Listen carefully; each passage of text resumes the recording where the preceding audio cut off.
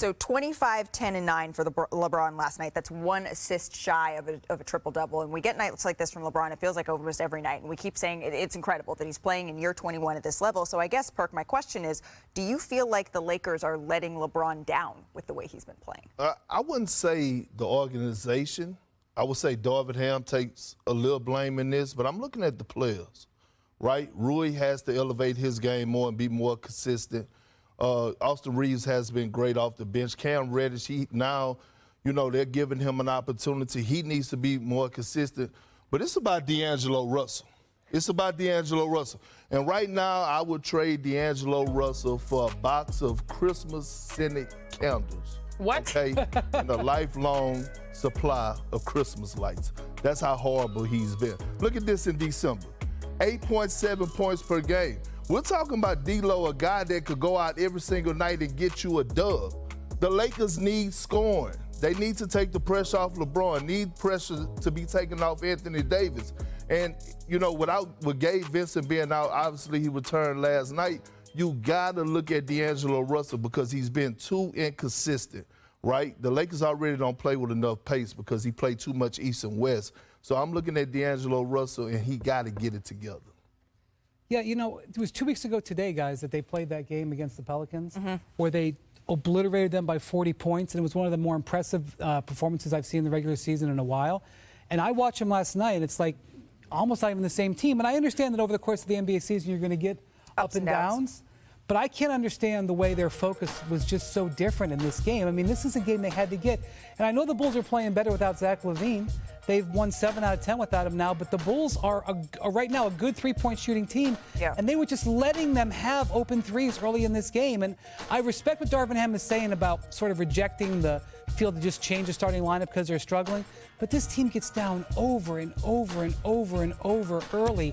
And it's just hard to square watching them play in the in-season tournament, watching them play games like we've seen in the last few weeks. You're right, Wendy, because it's one thing to not be able to make threes, being 28th or so in the NBA for the Lakers. It's another thing to give up 18 threes, which means that's the tide for the most they've ever given up. So their defense hasn't been there. But there's been this idea floating around about mental fatigue. Yeah, and we all play, exactly, and we all play, you coach as well now. Mental fatigue is real, especially when it's an 82-game season. But when you lose to the Spurs, the Knicks, and the Bulls, if I'm in that locker room, I'm mad. If I'm LeBron James and I'm continuing to push the envelope and get triple doubles, I'm mad. It doesn't matter that it's December. Like, if you're trying to get back to where you were not too long ago, Western Conference Finals, you got to get one of those games. Spurs had lost 18 in a row. Knicks are playing their 4th game in 6 nights without their starting center. Bulls are playing without Zach LaVine. I mean, I know they've been playing better on a must-win on this road trip. Like, they really don't have an excuse for losing all 3 of those games. Maybe you lose one. Not really an excuse for the Lakers to lose all 3. I just think at the end of the day, they don't have enough. I mean, LeBron has been brilliant, and you're asking him to be brilliant every night, even to just have a chance. Yeah. And as a coach, I can tell you, the most frustrating thing is not knowing what you're going to get on a night in and night out basis. And this is why they're an average team. Great teams beat the teams they're supposed to beat.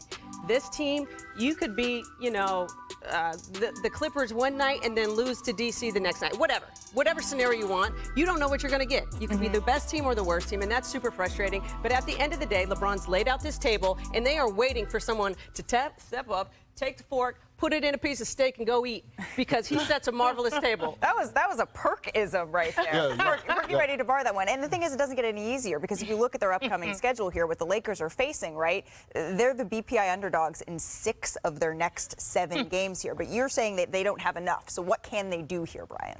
So what I'm wondering if the Lakers are talking about internally is which team are we really? Are we the team that was in the play-in last year, that was sort of, struggling throughout the whole season, like basically a 500 team for most of the year?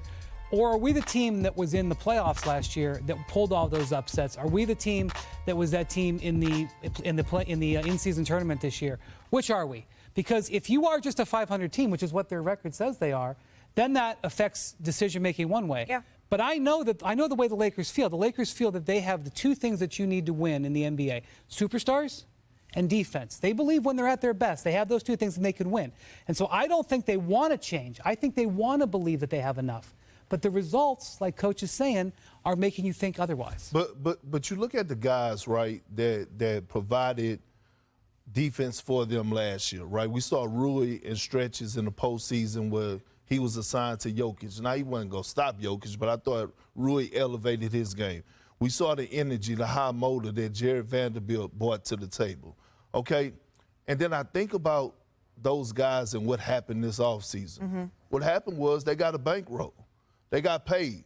And you could always judge a player on before he get paid and after he get paid. Is he going to be satisfied, or do he still want more? Do he still have that hunger? Yeah. I don't see that right now out of the Lakers. And here's one more thing. Go ahead. You know what's funny though, Perk?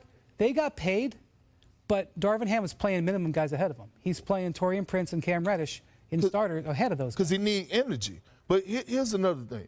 LeBron laid it all out on the line when it came down to the in-season tournament. We had discussions about how So he did was AD. Right, AD. Okay, I know I'm saying, but LeBron was taking charges, doing it all 3 like charges. it was the finals. We haven't seen that.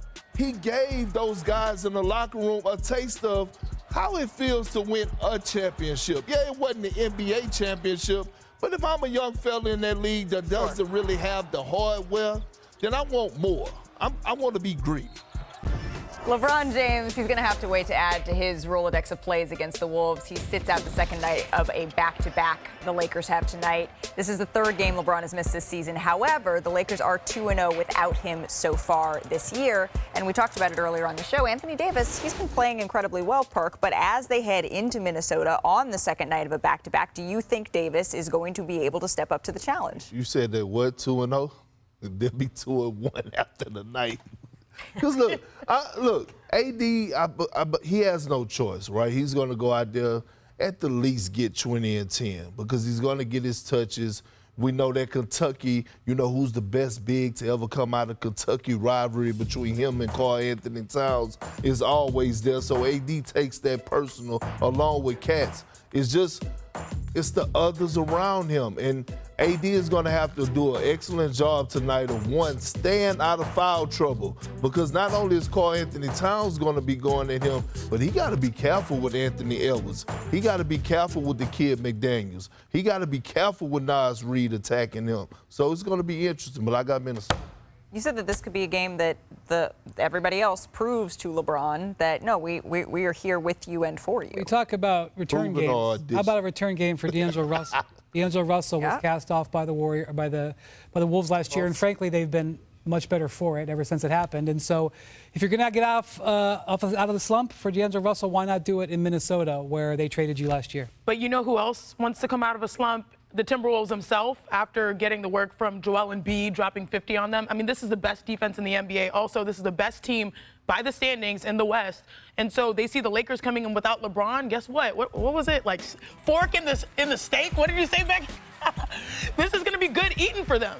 Well, they should. And this is the point. Like, now is your time to step to the table and get something done if you're those role players for LA. I would just want to give a quick shout out, though, to Mike Conley, because he is the brains behind the business.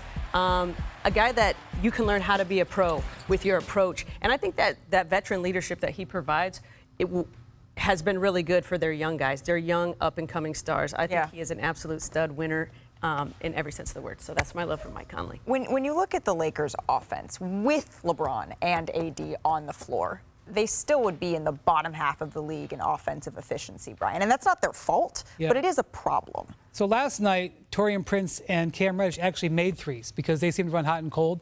They made shots last night, and the Lakers still struggled offensively. And so one of the things you're looking at for Darvin Ham is, do you boost some of the other players' minutes to try to maybe get something? Because they're playing that starting lineup a lot of minutes.